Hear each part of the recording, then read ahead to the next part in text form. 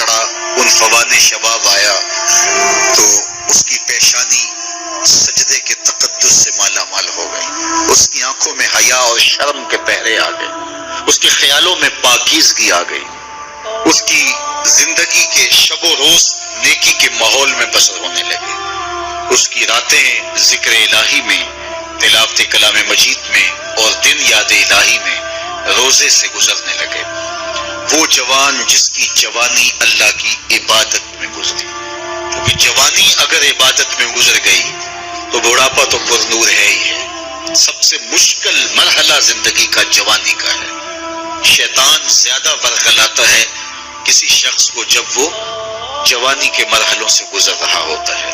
تو جس کی جوانی خیریت کے ساتھ گزر گئی اور اس نے اپنی جوانی کے تقدس کو محفوظ رکھ کے منزل تک پہنچا لیا، اپنی عصمت کے جوہر کی حفاظت کی، اپنی آبرو کو لٹنے نہیں دیا، اپنی آنکھوں کی شرم و حیا پر پہرے بٹھائے اور آنکھ کو برباد نہیں ہونے دیا اور اپنی زندگی کے تقدس کا پہرا دیا، تو جو جوان اپنی جوانی کو خیریت کے ساتھ گزار گیا، کسی نے کہا تھا نا کتاب زیست کا ایک اور باب ختم ہوا، شباب ختم ہوا، ایک عذاب ختم ہوا۔ تو جوانی جس کی منزل تک پہنچ گئی خیریت کے ساتھ، عافیت کے سائے میں، مشکل تو بڑا ہے جوانی کو منزل تک لے جانا، خیریت کے ساتھ، داغدار نہ ہونے دینا، جوانی کے تقدس کو رسوا نہ ہونے دینا، عصمت کے جوہر پہ کالک نہ لگنے دینا، خواہشات کو غالب نہ آنے دینا۔ آسان کام تو نہیں ہے، مشکل کام ہے، لیکن اگر کوئی مشکل کاٹ گیا، جوانی کے تھوڑے سے ایام ہے گزار گیا، اللہ اکبر۔ حضرت شیخ ختلی کہتے ہیں، داتا گنج بخش علی حجویری علیہ رحمہ کے مرشد ہیں، الدنیا یوم ولنا فیہا صوم، وہ کہتے ہیں دنیا ایک دن ہے، ہم روزہ رکھ کے گزار رہے ہیں۔ تو روزہ رکھ کے سارا دن گزر ہی جاتا ہے، دوپہر بھی آتی ہے گزر جاتی ہے، اور عصر کا وقت بھی آتا ہے گزر جاتا ہے، کھانے کا وقت بھی آتا ہے، چائے کا وقت بھی آتا ہے، سب کچھ ہوتا ہے لیکن گزر جاتا ہے، افطار تک بندہ پہنچ جاتا ہے۔ جس نے زندگی روزے کی طرح گزار دی، جس نے جوانی روزہ رکھ کے گزار دی، خواہشات کو بے قابو نہیں ہونے دیا، مشکل کام تھا لیکن اس نے مشکل کام کر دکھایا، اجر کتنا بڑا ہے۔ سنیے اللہ کے محبوب کی زبان سے سنیے، حضور نے ارشاد فرمایا جو سیدنا ابو ہریرہ کے ذریعے سے ہمارے تک پہنچا، فرمایا قیامت کے دن جب سورج کا رخ سیدھا ہوگا، زمین تانبے کی ہوگی، لوگ پسینے میں شرابور ہوں گے، کوئی ٹخنوں تک پسینے میں، کوئی گھٹنوں تک، کوئی کمر تک، کسی کو پسینے کی لگام دی جائے گی، اور وہ پسینہ ایسے نہیں ہوگا جس طرح یہ پسینہ ہے، اتنا گرم ہوگا۔ ابن رجب حنبلی کہتے ہیں اس پسینے کا ایک قطرہ اگر احد پہاڑ پہ ڈال دیا جائے تو وہ پگھل جائے، اتنا گرم ہوگا، بدبودار اتنا ہوگا، ایک قطرہ دنیا پہ ڈال دیا جائے، انسان کیا جانوروں کے دماغ بھی پھٹ جائے، اس پسینے میں لوگ شرابور ہوں گے۔ لیکن جس نے اپنی جوانی کو عافیت سے گزارا ہوگا، کل قیامت کے دن جب کوئی سایہ نہیں ہوگا، اللہ اس جوان پر اپنے عرش کا ٹھنڈا سایہ عطا فرمائے۔ وہ شخص جس کو کسی عورت نے دعوت گناہ دی اور وہ صاحب منصب تھی، صاحب جمال تھی، اور اس نے یہ کہہ کے یہ خواہش، یہ آرزو مسترد کر دی، انی خاف اللہ۔ اسی طرح کوئی عورت ہے تو اس نے اپنے تقدس کی حفاظت کی، اپنی آبرو پہ پہرا دیا اور کسی پیشکش کو ٹھکرا دیا، تو فرمایا قیامت کے دن جب کوئی سایہ نہیں ہوگا، اللہ اسے بھی اپنے عرش کا ٹھنڈا سایہ دے گا۔ کیسا سخت دن ہوگا، اور وہ کس اعزاز میں ہوگا، کس تکریم میں ہوگا۔ یہ تو 4 دن 10-20 سال ہیں، اور وہ 50,000 سال کا ایک دن۔ پھر اس کو اللہ کا شکر ادا کرنا ہوگا کہ اللہ تو نے کتنا کرم کیا میرے اوپر کہ میری جوانی خیریت اور عافیت سے گزری، اور آج اس کا تو کتنا بہتر۔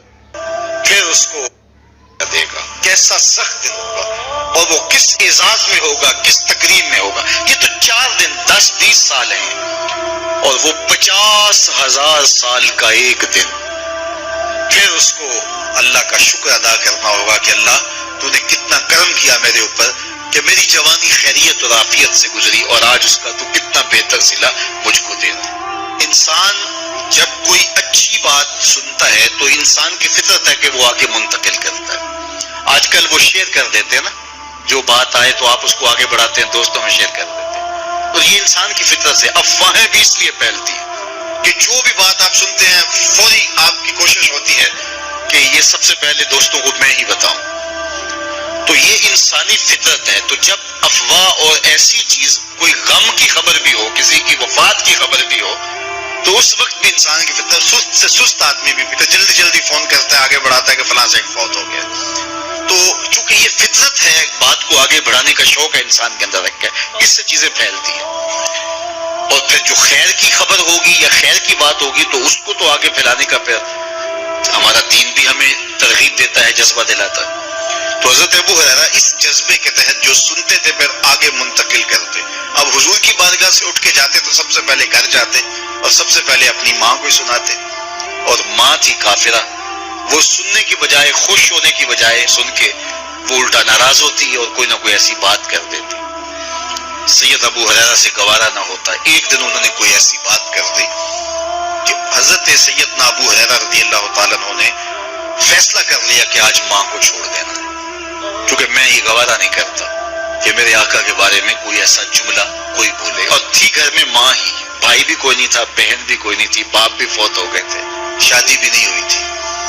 تو ماں ہی ماں گھر میں، اور ماں اور بیٹا اکٹھے رہتے ہو تو پھر محبت بھی مثالی ہوتی ہے.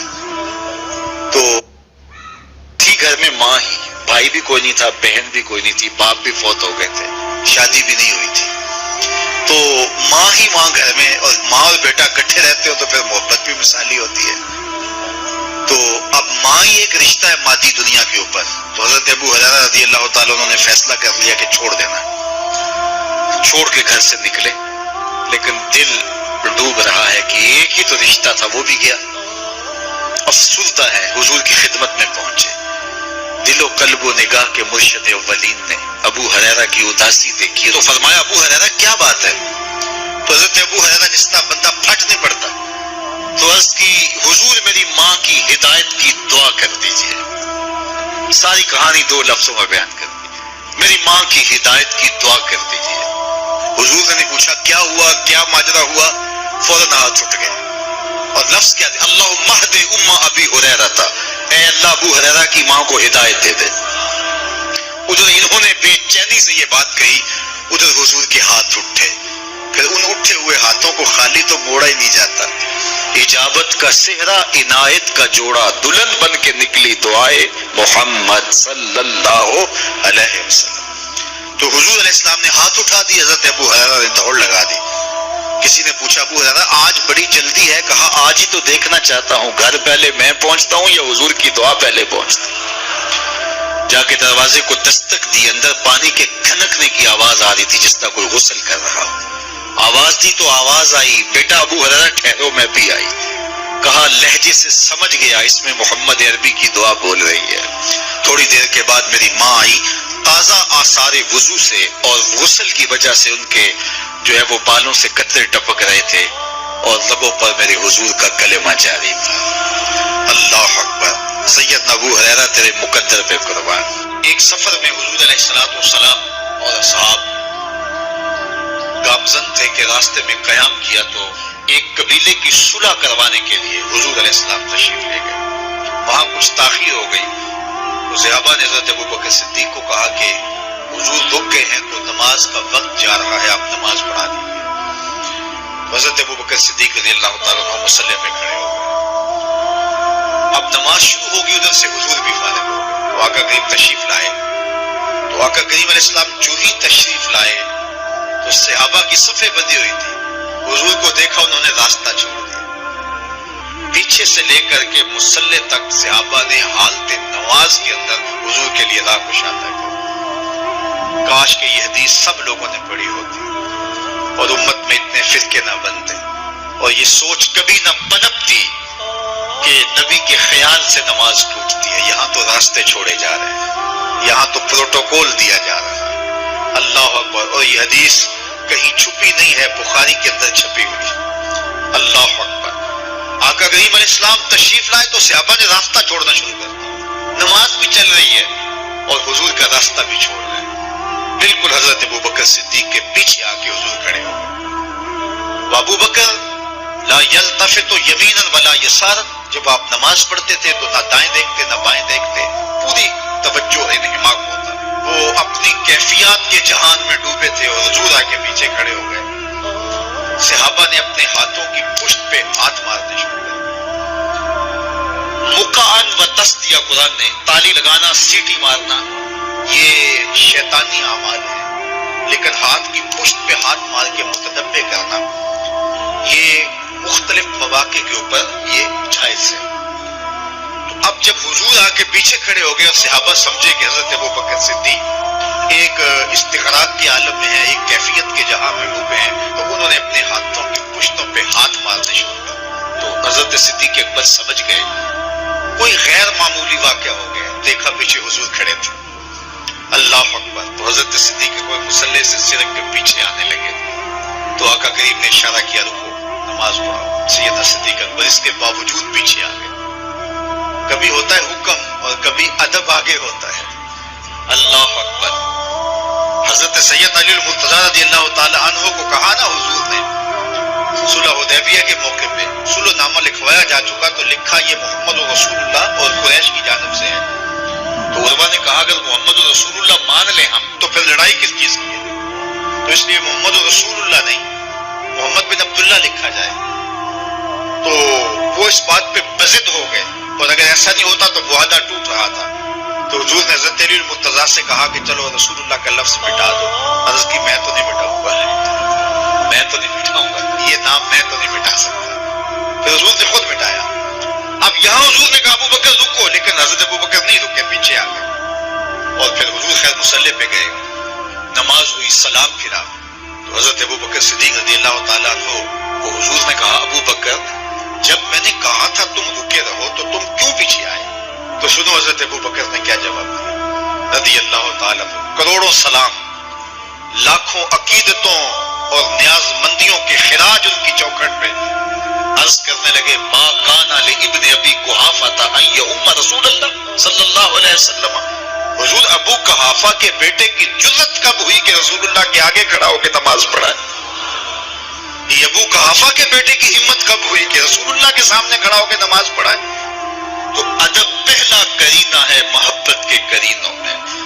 حضرت ابوبکر صدیق رضی اللہ تعالی عنہ نے اگر حضور علیہ الصلوۃ والسلام کی اطاعت اور حضور کی محبت، ادب، فرما برداری اور جانثاری کے انوکھے باب رقم کیے ہیں، لیکن حضور نے بھی ان کو جو اعزازات دیے، ایک خاتون آئی مسئلہ پوچھنے، آقا کریم نے فرمایا پھر آ جانا۔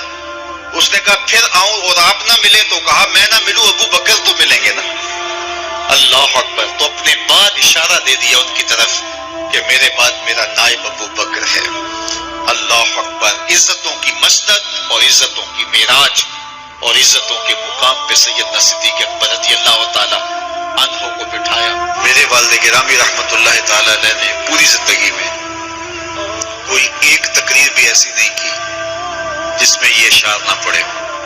جب وہ خطبہ پڑھتے تھے تو خطبہ پڑھنے کے بعد یہ اشعار پڑھا کرتے تھے، جس میں اس کی کیفیت ہے کہ جو حضور کے شہر میں جانے کے لیے تڑپتا ہے۔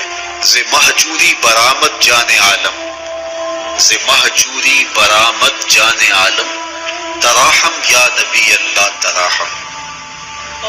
کہ عرض کی جا رہی حضور آپ کی جدائی میں پورے جہان کی جان نکل رہی ہے۔ ز مہجوری برآمد جان عالم، تراحم یا نبی اللہ تراحم، نہ آخر رحمت للعالمین۔ ز محرومہ چرا فارغ نشی، بروں سر از برد یمانی، کہ روئے دست صبح زندگانی۔ حضور اپنا سر انور اس یمنی چادر سے ذرا نکالیے، چونکہ آپ کا چہرہ انور زندگی کی صبح ہے، زندگی کی بہار ہے۔ عدیم طائف نالین پاکن، شراک از رشتہ جاں آئے ماکن۔ اللہ اکبر۔ جامع علیہ رحمہ کا انداز کتنا دل آویز ہے۔